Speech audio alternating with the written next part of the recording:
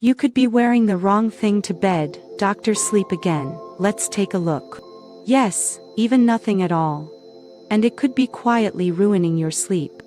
Less deep sleep, more wake-ups. Try remember these rules to fix it tonight. To fall asleep, your body must cool down. That's how sleep begins. But most clothes trap heat, they trap heat inside.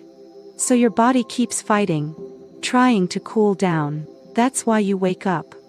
Heat escapes through hands, feet and head, but most people trap it in. Loose equals better airflow. Better airflow equals deeper sleep. Rule 2. Fabric changes everything. Cotton feels soft but stays wet. That can wake you up. Polyester traps heat like plastic. More heat, worse sleep. Silk is great, but expensive.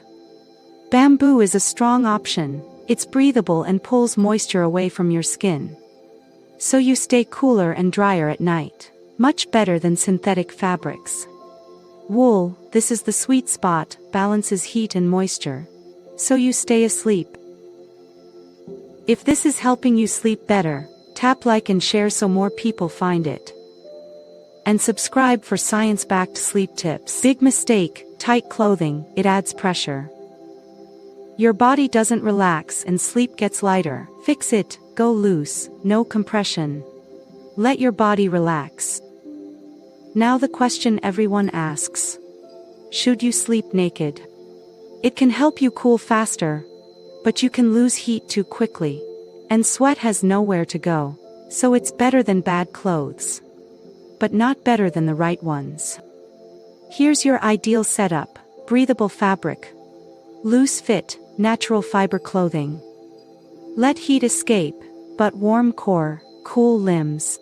Fewer wake-ups, and deeper sleep. Try it tonight. What do you wear to bed? Thanks for watching. Like, share and subscribe to Better Sleep. Yes. See you next time.